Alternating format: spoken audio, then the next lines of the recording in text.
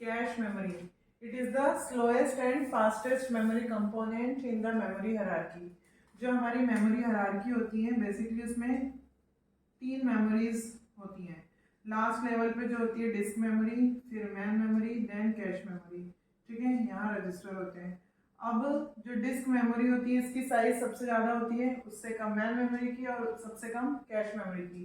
तो स्मॉलेस्ट क्यों बोल रहे हैं, क्योंकि कैश मेमोरी की साइज इन तीनों मेमोरी में सबसे कम है। और फास्टेस्ट, इन तीनों में सबसे ज़्यादा फास्ट एक्सेस किससे मिलेगा आपको, जब आप डेटा को कैश मेमोरी से एक्सेस करोगे। ठीक है, तो ये इस तरह का स्ट्रक्चर मेमोरी हायरार्की होता है। I hope you all gone through this. Next है cache memory maintains the locality of reference. Cache memory में किस तरह का डेटा होता है, जो लोकेलिटी ऑफ रेफरेंस को फॉलो करता है, thereby so resulting the reduction of average access time. देखो, लोकेलिटी ऑफ रेफरेंस बेसिकली हम 2 पार्ट में डिवाइड कर सकते हैं, spatial locality and temporal locality. अब स्पेशियल लोकेलिटी क्या होती है कि अगर आपने कोई मेमोरी लोकेशन अभी रेफर की है ना, जैसे ये बहुत सारी मेमोरी लोकेशन से मेमोरी वो सेल्स में डिवाइड होती है। अगर मैंने अभी ये वाली मेमोरी लोकेशन को रेफर किया है, इस वाली को, तो इसके बहुत ज़्यादा चांस है कि इससे near by memory location future में एक्सेस की जाए। ये होता है स्पेशियल लोकेलिटी। अगर टेम्पोरल लोकेलिटी की बात करो तो जो मेमोरी लोकेशन अभी आपने एक्सेस की है, मतलब सीपीयू ने जो अभी एक्सेस किया है, सेम मेमोरी लोकेशन को फ्यूचर में एक्सेस किए जाने के बहुत ज़्यादा चांस हैं, तो वो होता है टेम्पोरल लोकेलिटी। एक बार रीड कर लेते हैं spatial locality. If particular memory location is referred at particular time, then it is highly possible that nearby memory location will be referenced in near future. Okay?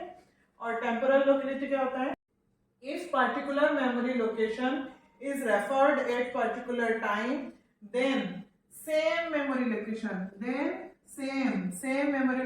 will be referenced again in near future. ठीक है, तो cash memory में हम वो data को save करके रखते हैं जिसकी अब एक बार यूज होने के बाद जिसकी फिर से जरूरत फ्यूचर में पड़ सकती है।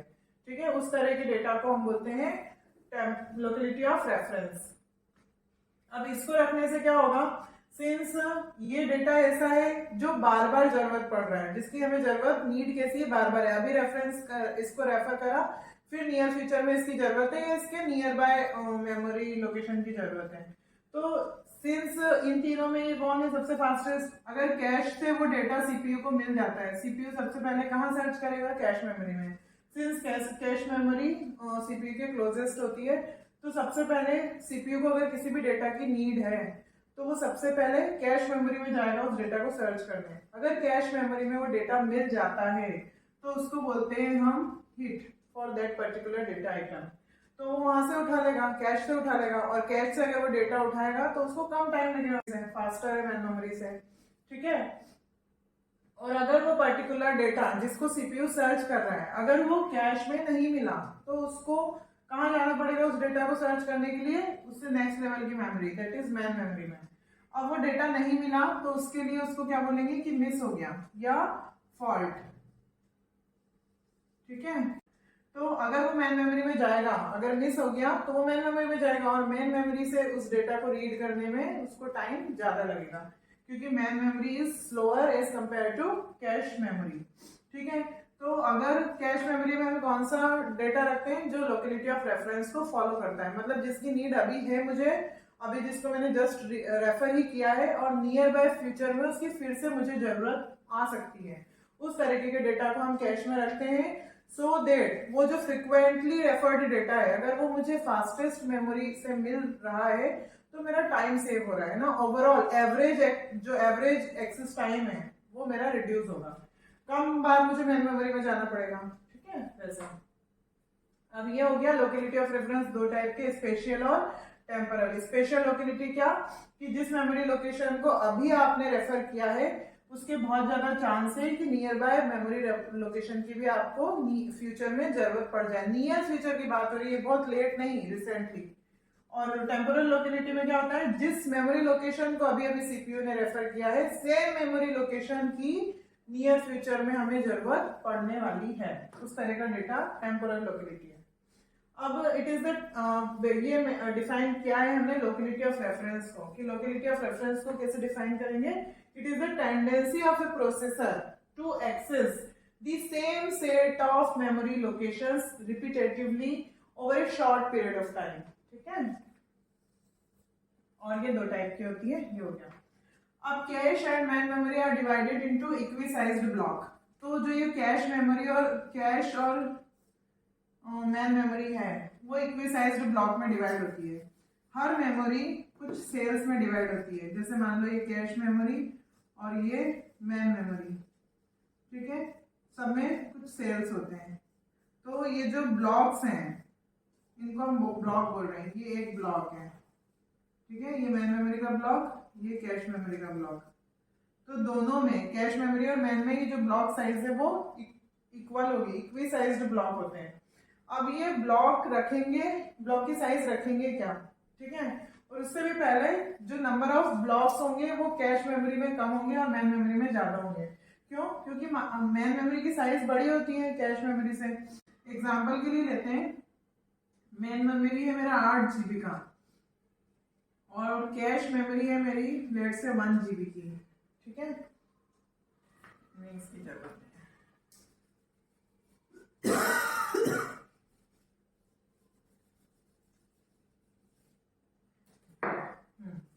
अब सिलेक्शन ऑफ ब्लॉक साइज। अब ये जो ब्लॉक बोल रहे हैं हम इक्वी साइज्ड ब्लॉक में डिवाइड होते हैं, तो इसकी जो साइज है वो कैसे डिसाइड करें। Selection of block size, choose block size in such A way that it must reduce fault. जो नंबर ऑफ फॉल्ट है, नंबर ऑफ मिस है वो कम होना चाहिए, हमें इस तरह का ब्लॉक साइज प्रेफर करना है, ठीक है। और since it is not possible to nullify it, है ना, कि एक भी मिस हो ही ना, कुछ भी फॉल्ट हो ही ना, ये तो पॉसिबल ही नहीं है। क्यों? क्योंकि मैन मेमोरी का सारा डेटा तो आप कैश में नहीं ला सकते, क्योंकि कैश मेमोरी की साइज कम है मैन मेमोरी से। तो मैन मेमोरी का कुछ डेटा ही हम कैश में ला सकते हैं। वो कुछ क्या है जो फ्रिक्वेंटली रेफर हो रहा है, वो डेटा हम मैन मेमोरी से कैश मेमोरी में लेके आ रहे हैं, ठीक है। अब इसको हम एक ग्राफ के थ्रू समझेंगे। एक ग्राफ हमने ड्रॉ करा है कि ऑप्टिमल ब्लॉक साइज कितना होना चाहिए, ऑप्टिमल ब्लॉक साइज कितना होना चाहिए। तो इसके लिए हम एक एग्जांपल कंसीडर कर रहे हैं। Let's say there are total n words in cache memory, और उस n की वैल्यू हम इधर नीचे वाले एग्जांपल में एग्जैक्ट नंबर्स को समझने के लिए 32 वर्ड कंसीडर कर रहे हैं। कैश मेमोरी में कितने वर्ड है? टोटल n वर्ड्स हैं कैश मेमोरी में, ठीक है। तो ये जो ग्राफ है, इस एक्सिस में हम फॉल्ट शो कर रहे हैं, नंबर ऑफ फॉल्ट्स, और इधर हम दो पैरामीटर शो कर रहे हैं, नंबर ऑफ ब्लॉक्स कितने हैं कैश मेमोरी में, ब्लॉक्स कितने बनेंगे, और वर्ड्स पर ब्लॉक कितना है, वर्ड्स पर ब्लॉक कितना है। अब देखिए, अगर total there are n block, है ना, टोटल कैश मेमोरी में कितने ब्लॉक बना रहे हैं हम, अगर n ब्लॉक बना रहे हैं ऐसे 0 1 से n-1, तो ये टोटल कितने हो गए n ब्लॉक, क्योंकि नंबरिंग 0 से करिए 1 तो लास्ट ब्लॉक का नंबर क्या होगा n-1। तो टोटल अगर n ब्लॉक हैं तो एक ब्लॉक में कितने वर्ड आएंगे, ऑब्वियसली 1 वर्ड पर ब्लॉक, क्योंकि टोटल n वर्ड है। अब टोटल है n/2 और 2, n/2 क्या है ये, अगर n/2 ब्लॉक है, अगर मैं एक ब्लॉक में, अगर हम एक ब्लॉक में 2 वर्ड को रखेंगे तो टोटल हमारे पास कितने ब्लॉक हैं, n ब्लॉक है। तो टोटल नंबर ऑफ ब्लॉक्स कितने हो जाएंगे, अब आधे हो जाएंगे, क्योंकि 2 वर्ड को मिला के एक ब्लॉक बन रहा है। तो अब नंबर ऑफ ब्लॉक्स कितने हो जाएंगे, इससे आधे रह जाएंगे n/2, ठीक है। ऐसे एग्जांपल से समझ लेते हैं कि अगर n की वैल्यू 32 है, लेट्स से 32 ब्लॉक है, 32 ब्लॉक है, और टोटल वर्ड भी 32 ही है। टोटल वर्ड कैश की साइज कितनी है, 32 वर्ड टोटल वर्ड है, और ब्लॉक भी 32 है। तो एक ब्लॉक में कितने वर्ड आएंगे, ऑब्वियसली 1 वर्ड पर ब्लॉक, क्योंकि टोटल 32 ब्लॉक है और 32 ही वर्ड है, तो हम एक ब्लॉक में एक वर्ड प्लेस करेंगे। अब नेक्स्ट कंसिडर करते हैं कि अगर नंबर ऑफ वर्ड्स पर ब्लॉक 2 हैं, अगर हम एक ब्लॉक में 2 वर्ड रख रहे हैं और टोटल वर्ड कितने 32, तो डिवाइड बाय 2 कर देंगे तो कितने ब्लॉक आ रहे हैं 16 ब्लॉक बनेंगे तब, ठीक है। नेक्स्ट केस हम कंसिडर कर रहे हैं कि अगर एक ब्लॉक में 4 वर्ड आ रहे हैं 1 2 3 4, एक ब्लॉक में 4 वर्ड आ रहे हैं और टोटल वर्ड कितने हैं 32, तो नंबर ऑफ ब्लॉक्स कितने बनेंगे 8, है ना। अब 8 ब्लॉक बनेंगे, ठीक है। फिर इस तरीके से लास्ट में क्या वर्ड पर ब्लॉक, अगर हम 32 माने कि 32 वर्ड है एक ब्लॉक में, और सिंस कैश मेमोरी में वर्ड भी टोटल 32 ही हैं, तो नंबर ऑफ ब्लॉक्स क्या आएंगे, नंबर ऑफ ब्लॉक्स बनेगा 1, ओनली 1, ठीक है। अब अगर इधर से आते हैं नंबर ऑफ वर्ड्स पर ब्लॉक 16 है, अगर कि 16 वर्ड आ रहे हैं एक ब्लॉक में और टोटल वर्ड कितने हैं 32, तो नंबर ऑफ ब्लॉक कितने आएंगे 2, ठीक है। ये इस तरीके से, तो ये अभी हमने फिगर समझा। अब ये देखते हैं कर्व क्या शो कर रहा है। तो जब नंबर ऑफ ब्लॉक ज्यादा होते हैं और वर्ड ब्लॉक साइज जब बहुत कम है, इसका मतलब क्या हुआ कि जब वर्ड साइज ब्लॉक साइज बहुत कम है, कि एक वर्ड रख रहे हैं हम केवल एक ब्लॉक में, टोटल जितने भी वर्ड है कैश मेमोरी में हर एक को हर ब्लॉक में एक एक वर्ड डाल दिया केवल, ठीक है। मतलब क्या कि ब्लॉक साइज जब बहुत ही कम है तो टेम्पोरल लोकेलिटी, ये टेम्पोरल लोकेलिटी का ग्राफ है और ये स्पेशल लोकेलिटी का कर्व है, ठीक है। तो तब टेम्पोरल लोकेलिटी में तो मिनिमम फॉल्ट होंगे, नंबर ऑफ फॉल्ट्स इस पूरे कर्व में यहाँ आपको मिनिमम मिलेंगे, क्योंकि टेम्पोरल लोकेलिटी प्रेफर भी किसको करता है कि जब नंबर ऑफ ब्लॉक साइज जब कम होगा तो टेम्पोरल लोकेलिटी से फॉल्ट जो आते हैं सबसे कम आते हैं, और इस केस में स्पेशल लोकेलिटी में सबसे ज्यादा फॉल्ट आएंगे। क्यों स्पेशल लोकेलिटी क्या बोलता है कि जिस मेमोरी लोकेशन को अभी यूज करा है उससे नियर बाय मेमोरी लोकेशन के रेफर होने के ज्यादा चांस है नियर फ्यूचर में। अब सिंस ब्लॉक साइज केवल एक ही वर्ड का है तो इसमें नियर बाय मेमोरी लोकेशन ही नहीं आ पा रही है, तो इसमें फॉल्ट सबसे ज्यादा होंगे कब, जब स्मॉलर ब्लॉक साइज है। अब थोड़ा सा आगे बढ़े, नंबर ऑफ वर्ड्स पर ब्लॉक हमने 2 कर दिया कि दो दो वर्ड को मिला के हम एक ब्लॉक बना रहे हैं, तो जो यहाँ थे आपके नंबर ऑफ ब्लॉक्स उससे आधे हो गए, यहाँ 32 थे तो 16 ब्लॉक बने। अब ये थोड़ा सा बड़ा ब्लॉक साइज हुआ, तो नंबर ऑफ फॉल्ट थोड़े से बढ़ेंगे टेम्पोरल के और स्पेशल के थोड़े से घट जाएंगे, ठीक है। अब इससे थोड़ा और आगे बढ़ते हैं, कब, जब नंबर ऑफ वर्ड्स पर ब्लॉक हमने 4 कर दिए, तो नंबर ऑफ ब्लॉक आपके क्या होंगे, कम हो जाएंगे। यहाँ पे 4 वर्ड है तो 8 ब्लॉक बने, तो इस केस में सिंस ब्लॉक की साइज नंबर ऑफ वर्ड्स पर ब्लॉक जैसे जैसे बढ़ते जाएंगे टेम्पोरल लोकेलिटी बढ़ती जाएगी, लेकिन जैसे जैसे ब्लॉक की साइज बढ़ती जाएगी वैसे वैसे स्पेशल लोकेलिटी घटती जाएगी। अब इन दोनों का इंटरसेक्शन होगा एक किसी पॉइंट पे, वो जो पॉइंट हमें है मिल रहा है वो हमारा होगा ऑप्टिमल ब्लॉक साइज, क्योंकि वहां पे बैलेंस होगा दोनों चीज का, स्पेशल लोकेलिटी और टेम्पोरल लोकेलिटी दोनों का, ठीक है। और जो हमारे प्रोग्राम होता है उसमें मिक्स्ड लोकेलिटी होती है, कुछ इंस्ट्रक्शंस होती हैं वो स्पेशल लोकेलिटी फॉलो करेंगी और कुछ टेम्पोरल। तो हमें जो ऑप्टिमल ब्लॉक साइज है वो इस तरीके से रखनी है कि ना ज्यादा छोटी हो इसकी तरह और ना ज्यादा बड़ी हो, कि इस केस में क्या हो रहा है कि सारे वर्ड को मिला के एक ही ब्लॉक बना दिया, मतलब पूरी कैश मेमोरी कैसे बिहेव कर रही है एक ब्लॉक की तरह, सारे इन वर्ड को उठा के एक ब्लॉक में रख दिया।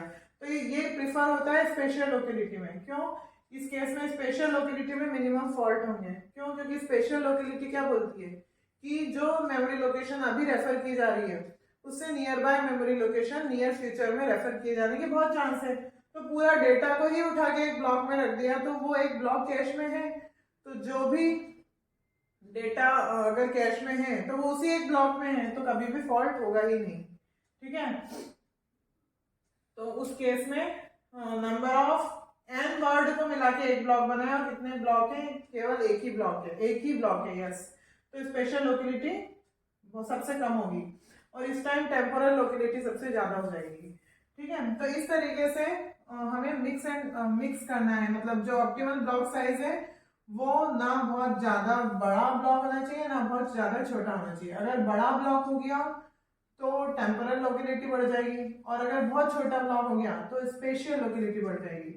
तो जो हमारा प्रोग्राम है वो दोनों तरह के उसमें बिहेवियर होते हैं, स्पेशल लोकेलिटी और टेम्पोरल लोकेलिटी।